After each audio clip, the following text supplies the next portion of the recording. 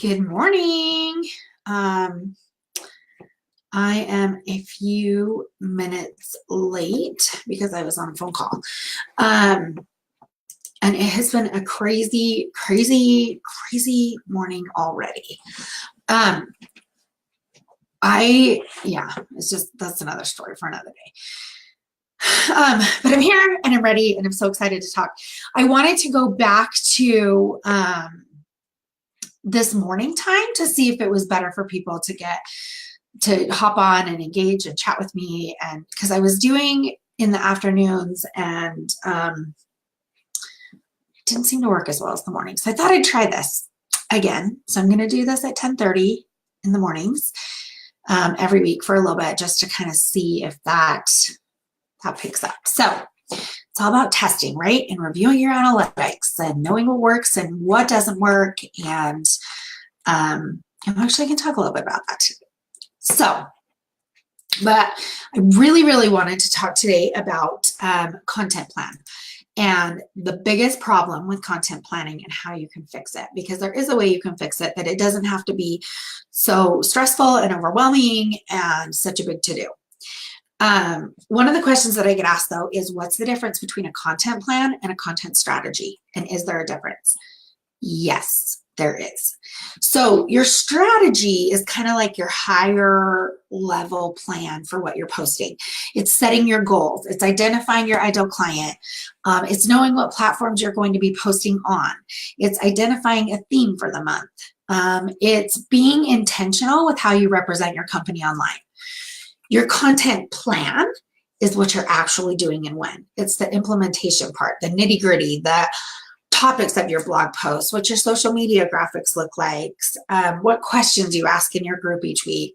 It's knowing what your audience likes and what they don't like. Reviewing the analytics is part of that plan. So those are two different things. They're both needed for your social media, anything you're doing online. You need to have a strategy and you need to have a content plan. So yes, they are different, but they both have purposes. The biggest problem that I see with content planning is that people don't ask the right questions. They just open up a spreadsheet or a Google Doc or however they plan content, find a few interesting articles, share a post about their most recent event, and they call it a day, and then just go about working. That's not going to work. Just so you know, not going to work. Content marketing is a long-term plan. It does take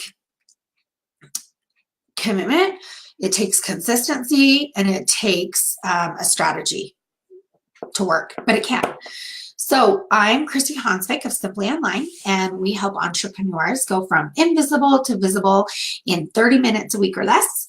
We strategically share your content using social media, email marketing, and blogging.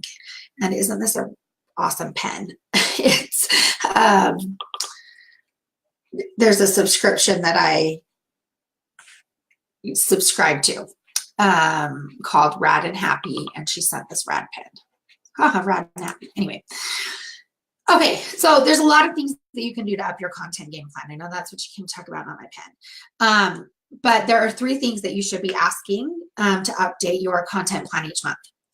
So I'm going to tell you what they are. And, I also want to mention, I am hosting a 5-day challenge coming up in May. It's coming up in 2 weeks. So if you just want to tell me challenge down below, I will send you all the info and get on the list. I'm super excited for it. At the end of the 5 days, you will have a content calendar in place for the next month. Like, you will know what you are posting, what it looks like, what the resources, you'll know all of the things. So it's going to make your posting super, super easy. So just say challenge and I'll get it sent to you.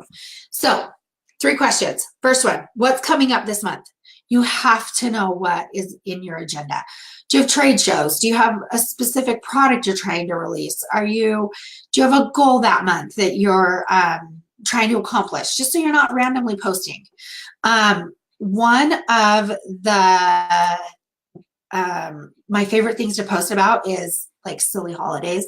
I know that sounds funny, but like I don't know, people love hearing about random holidays. So know what those are so you can engage your audience and talk to them. Second theme, what is your theme of the month? I am super, super big on having a theme of the month, so that everything is cohesive, it's clear, your audience knows what to expect, and you're not just pulling posts out of thin air. So go back to your strategy and what can you share that relates to your theme of the month? Let's say if you're in real estate and your month's theme is all about staging houses. Brainstorm a bunch of ideas about how you can share your knowledge using Facebook Live, blog posts, social media posts. If there's any third-party content you want to share, like it's easier to brainstorm what to post when you have at least a little bit of direction. So know what your theme of the month is. The third one is, what did your audience respond to last month? So this is something that often gets overlooked. People forget to look at their analytics, and it is critical for your social media success. You have to know what people like, what they don't like, what times they're commenting, what days they're on of the week they're looking at your blog posts. You have to know what's working and what's not and make adjustments as needed. Just like 1 o'clock clearly wasn't working for me, so I'm trying a new time. And a lot of times it just takes that testing. You try and get out and see what works and what doesn't. But it's important to have that and to know it. You have to read the analytics. So that is all I have today. Just want to remind you, I'm running a 5-day challenge. So go ahead and just say comment challenge down below, and I will get all the info sent to you.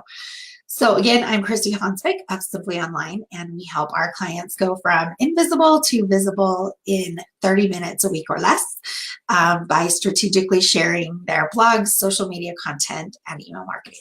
So that's it. Have a great day. Bye.